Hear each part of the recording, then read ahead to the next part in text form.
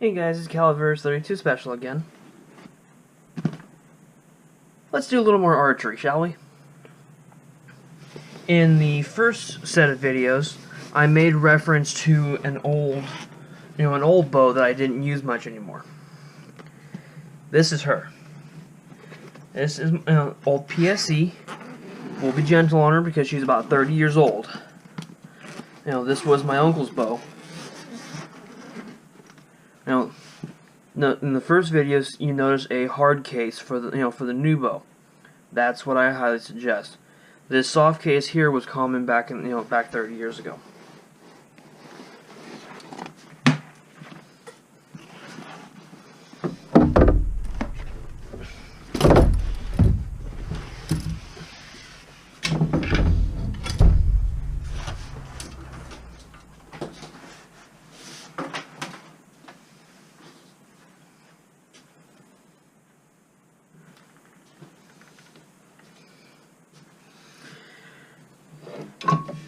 If you've seen the other video, which if you haven't, I encourage you to go back and take a look,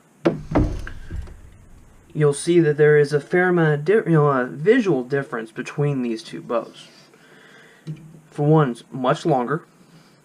The cams are much smaller. Overall, it's a lot heavier. This bow weighs a significant amount more than the other bow did.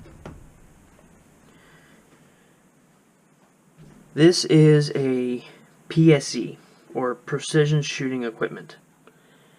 And it's actually running a Matthews Archery arrow, on bow quiver. Martin Archery. A Martin Archery non-illuminated, non-fiber optic sight, which is essentially 4 rigid rods with a colored what almost appears to be a fishing line. This would be the your sights as opposed to the apex sight that was on the other bow. Then I also mentioned the different types of arrow rests. This here is that soft plastic finger type. It was very old school arrow rest that I mentioned in the previous video. Again, if you haven't seen, I encourage you to go back and watch the other series.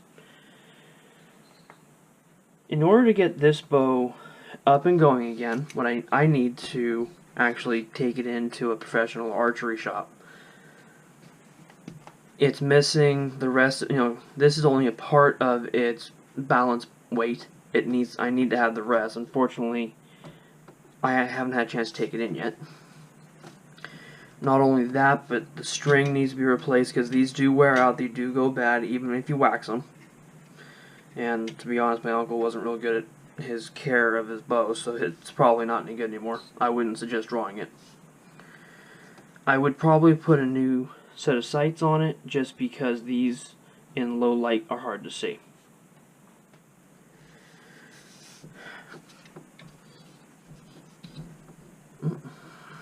Quiver's a little loose. I'll have to fix that. So, you can see over 30 years, the technology has changed a bit between the bow, because the overall arc shape and size of this one does not, it does not look all that dissimilar from the much older longbows. The only real difference would be the material construction, and then these little, the cams, and the fact that the string is actually a three string set. Or technically it's one string, but it goes back and forth 3 times. The rear sight on this bow is here in the string. I don't think I mentioned that in the previous video, but that's okay. This one was the kind where you actually had surgical tube that went from the string to a mount point, which I don't remember where the mount point is on this one. This bow's it's been even longer since I've shot it. This is a very well made bow. especially for its day. This was definitely not entry level. It was about,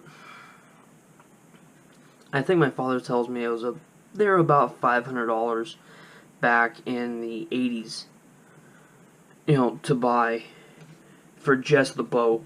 Then you had to buy the rest, the quivers and the sights and the balancers and the rest, which is actually, this is the back side of the rest, as opposed to $400 for a out-of-the-box, ready-to-go bow nowadays.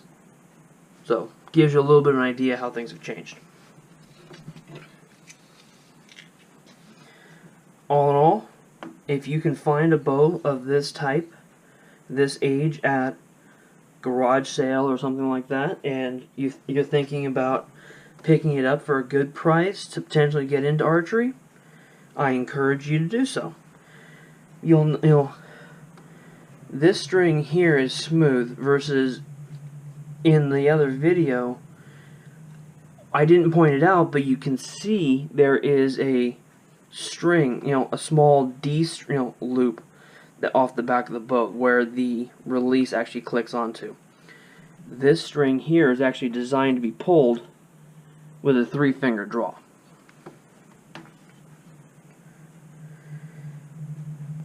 And the only accessory I have for it that's not attached is an extra quiver.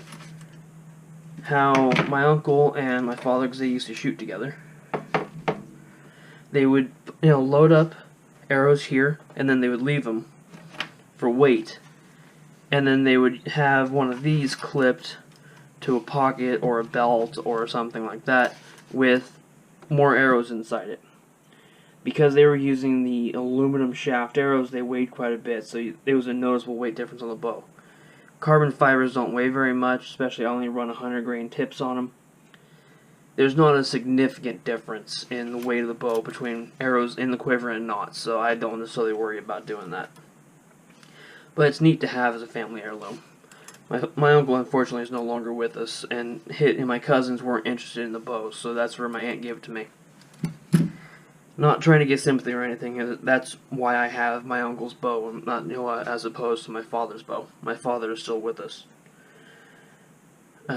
Maybe one of these days, him and I can get my brother into archery, because as of yet, he has no interest. So, another thing I probably should get is one of those, wrist slings, because that would give me just in case it slips, your bow doesn't fall to the ground. That's one of the things those wrist bands are actually for. This one currently is set, well, I can't say it currently is because this sticker was put on when the bow was originally set up, and it may have been messed with since. You can adjust your draw weight by turning these large Allen screws here. Tighten them, you tighten them up. Make this part, closer to the center line. You can't really see that. Sorry. Tighten it up here. It pulls this way here towards the center of this slot. It increases your draw weight. Again, then you loosen them up the other way, and it reduces your draw weight. You have to be sure your bows are square.